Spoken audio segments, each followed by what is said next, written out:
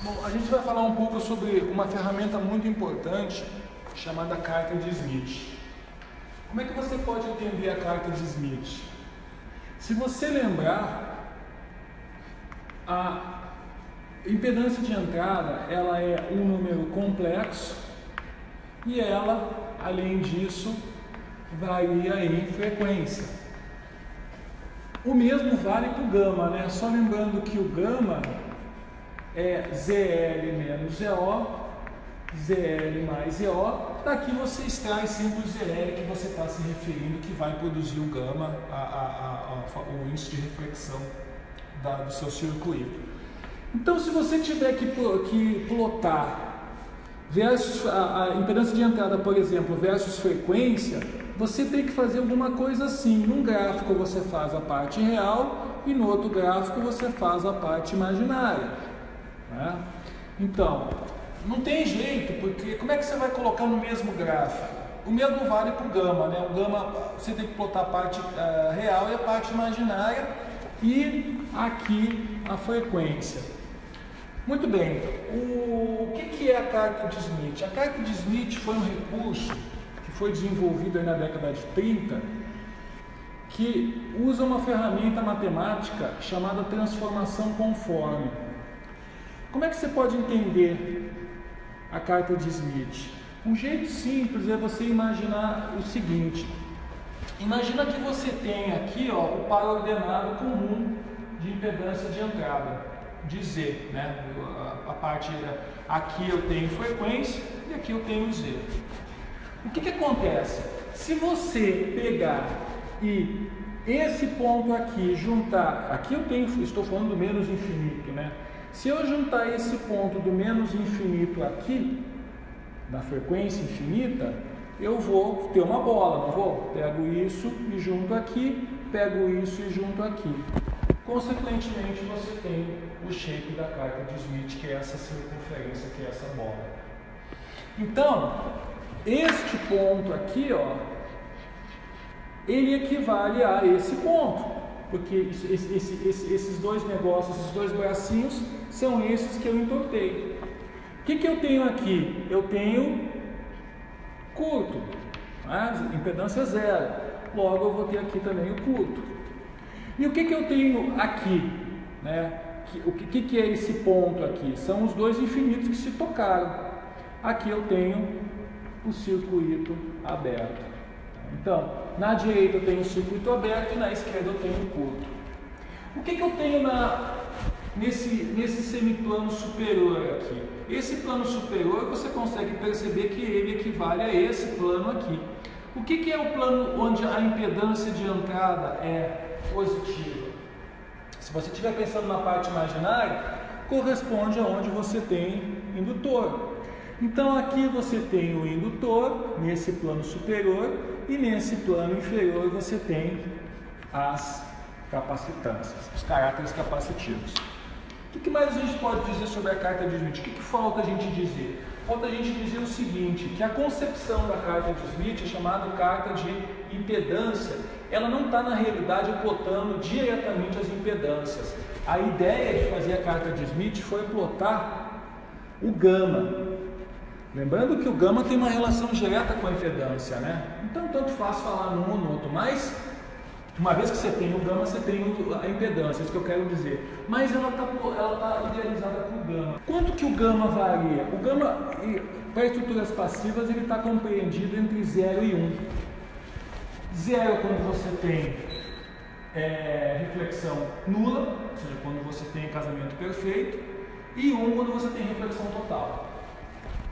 Se convencionou dizer que esse ponto central, e você já deve imaginar que essa linha aqui, que não é nem indutor nem capacitor, corresponde à linha dos resistores. Eu saio de um resistor 0 e chego num resistor infinito aqui, andando nessa linha. Olha que fantástico. Uma escala gigantesca, apenas numa linha fechada. Esse ponto central aqui, ele corresponde ao ponto onde ômega é 0. Ou seja, quando você está casado, o seu circuito está casado, o seu circuito vai estar nessa bola dentro do centro da carga. E qual que é o tamanho dessa carta? Como isso se trata de plotar gama, você diz que isso aqui tem raio unitário. Em outras palavras, tudo que tiver gama entre 0 e 1 está dentro da carta. Aí a pergunta que surge é a seguinte: o que está fora da carta? Ora, o que está fora da carta, fica fácil você perceber, por exemplo, esse ponto, que esse ponto, na carta, aliás, tudo tem módulo e fase. Módulo e fase. Esse aqui é módulo 1. Isso aqui consequentemente, é um gama cujo módulo é maior que 1. O que significa na prática um gama cujo módulo é maior que 1? Ora, você coloca nessa caixinha uma onda de 1 e na reflexão você tem, por exemplo, uma onda de 2. A única coisa que pode justificar um negócio desses? A existência de um elemento ativo. Tipicamente, ou você tem oscilador, no qual você tem um transistor alimentado com DC e aqui sai uma oscilação senoidal, ou quase senoidal, ou você tem um amplificador. Nesses casos onde existe ganho, onde existe elemento ativo, você está fora da carta. Todos os demais, combinações de R, de indutor, de capacitor, de linha de transmissão, são passivos, eles estão dentro da carta. Antena dentro da carta. Então, tudo que não envolver elemento ativo, ou seja, transistor, você está aqui dentro da carta. Qualquer combinação possível. Então, por exemplo, como que seria um capacitor que você plotasse o comportamento dele na carta de Smith? A gente começa pensando que um capacitor em DC, ele é o que? Um circuito aberto, né? XC menos J 2π FC. Se você colocar aqui frequência nula, isso vai dar infinito. Onde que está o infinito na carta? Então está aqui, ó. O capacitor ele começa aqui na carta. Se você colocar uma frequência alta, e vamos colocar 1 GHz, o que vai ser o capacitor? Provavelmente ele vai ser um curto. Por quê? Porque a frequência é alta, isso aqui fica um número praticamente zero. Onde que está o curto na carta? Está aqui, ó.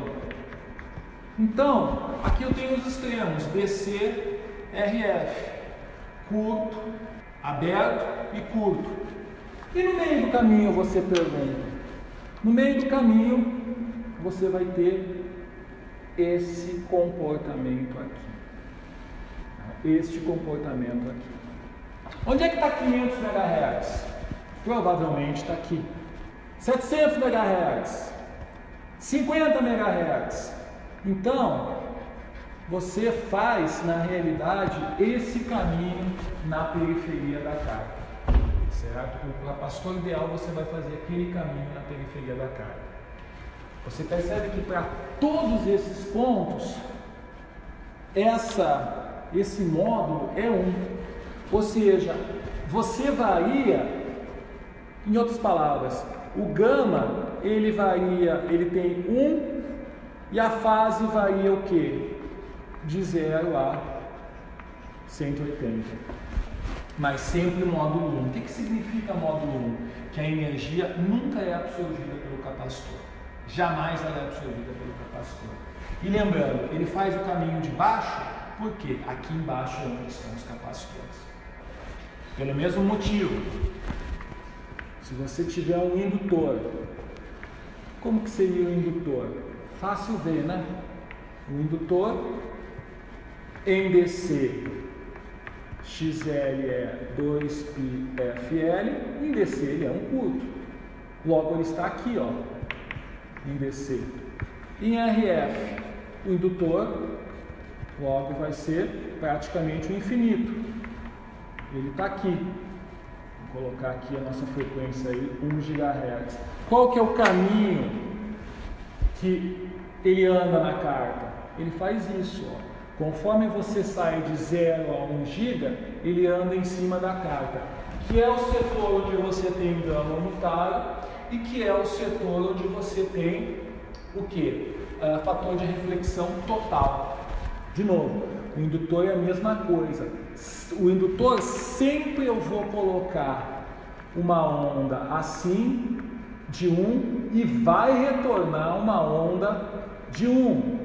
Pode ser que a fase seja diferente, mas sempre vai retornar módulo 1. E aí você pergunta, e 10 GHz? Num caso ideal, 10 GHz vai ser mais aberto do que o aberto de 1 GHz. 100 GHz, no caso ideal, vai ser mais aberto do que 10 GHz. Então, em tese, se você usar um elemento ideal, ele não vai sair nunca aqui do circuito, aqui da parte de aberto. Na prática, né, indo um passo mais adiante, você talvez observe isso. Ó.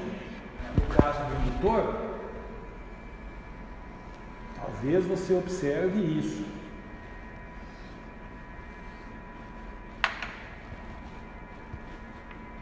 Você fez isso e aconteceu um negócio estranho que é isso aqui, ó. Minha Nossa Senhora, o que é esse negócio aqui? Você vai dizer, o indutor virou capacitor. Como é que pode? É aquilo que nós falamos dos elementos parasitas. Você chegou numa dada frequência que as capacitâncias entre as espiras passaram a ser mais importantes nesta frequência do que a própria indutância. E o que significa essa bola? Essa bola, se você for analisar aqui essa pontinha, ela naturalmente tem um gama que é bem próximo de 0. Então aqui está descasado. Aí você pergunta, como que pode um indutor estar descasado? Sempre que você tiver esses loops na carta, significa que você tem o quê? Uma ressonância. Então, provavelmente, aquele negócio, ele está assim, o seu indutor real, ele é isso aqui, ó. Ele tem uma capacitância e tem uma resistência de perdas. E isso faz com que aconteça isso de novo. Esse é o caso real. O caso ideal, ele vai parar aqui. E a última coisinha que tem para a gente falar, você percebe que na carta você sempre anda no sentido horário. Que é um detalhe importante, né? Só metamateriais, um troço um pouco mais sofisticado, que você vai andar contra na carta.